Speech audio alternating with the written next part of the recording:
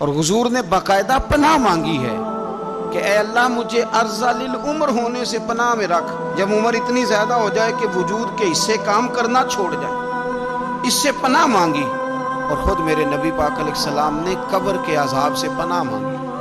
یہ تعلیم امت کے لیے کہ تم بھی پناہ مانگو عذاب قبر سے۔ قبر کا عذاب برحق ہے۔ قبر کے لیے تیاری کر کے رکھنا، اپنی قبر کو یاد رکھنا، مر جانے کو یاد رکھنا۔ حضرت سعد بن معاذ رضی اللہ تعالیٰ عنہ کا جب جنازہ تھا تو صحابہ کرام فرماتے ہیں حضور نے نماز جنازہ کی امامت فرمائی تو قبر کے تیار ہونے میں کچھ دیر تھی، تو رسول کریم صلی اللہ علیہ وسلم زمین پر بیٹھ گئے اور ایک لکڑی سے حضور زمین کریدنے لگے۔ ہم محو انتظار تھے کہ اللہ کے رسول صلی اللہ علیہ وسلم سر مبارک اٹھائیں، ہمیں کو نصیحت کریں۔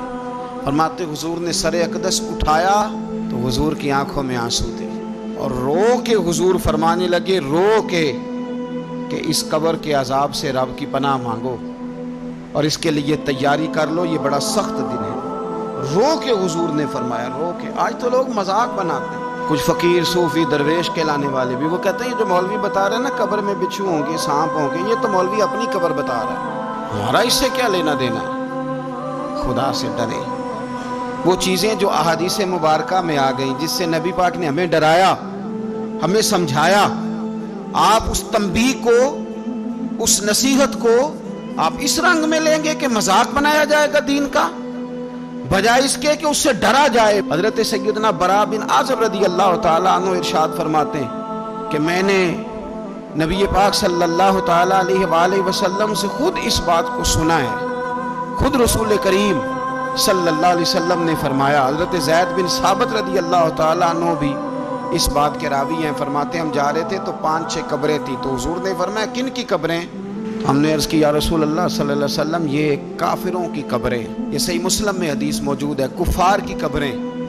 تو اللہ کے رسول صلی اللہ علیہ وسلم فرمانے لگے، ذرا حدیث کے لفظوں پہ غور کرنا، حضور فرمانے لگے اگر مجھے ڈر نہ ہوتا کہ تم اپنے مردوں کو دفن کرنا چھوڑ دو گے، اگر مجھے اس بات کا ڈر نہ ہوتا کہ تم اپنے لوگوں کو، مرنے والوں کو قبروں میں دفن کرنا چھوڑ دو گے، اگر یہ مجھے ڈر نہ ہوتا تو میں سناتا کہ قبر کے اندر کس طرح عذاب ہوتا ہے۔ تمہیں دنیا میں رہ کے میں سناتا، پر ڈر ہے کہ کہیں تم اپنے مرنے والوں کو قبروں میں دفن کرنا چھوڑ ہی نہ دو، اس لیے میں تمہیں یہ بات نہیں بتاتا۔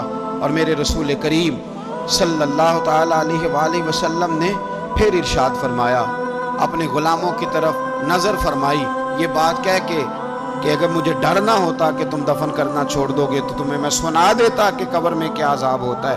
پھر حضور نے صحابہ سے فرمایا چلو بھائی دوزخ کے عذاب سے اللہ کی پناہ مانگو، تو سب کہنے لگے ہم دوزخ کے عذاب سے اللہ کی، صحابہ نے کہا ہم دوزخ کے عذاب سے اللہ کی پناہ مانگتے ہیں۔ پھر نبی پاک صلی اللہ تعالیٰ علیہ وسلم نے ارشاد فرمایا تم سب کہو کہ ہم قبر کے عذاب سے اللہ کی پناہ مانگتے ہیں۔ تو صحابہ نے کہا ہم قبر کے عذاب سے اللہ کی پناہ مانگتے ہیں۔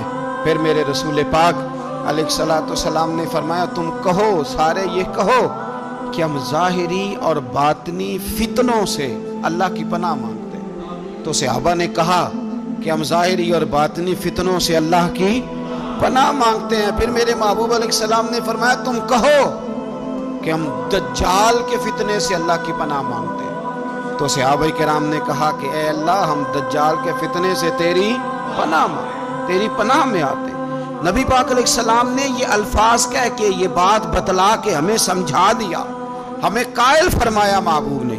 یاد رکھنا، اس بات کو اچھی طرح سمجھ لینا کہ اگر مجھے ڈر نہ ہوتا کہ تم اپنے مردوں کو دفن کرنا چھوڑ دو گے تو تمہیں بتلا دیتا کہ قبر میں کتنا سخت عذاب ہوتا ہے۔ اپنے معاملات پر غور کریں۔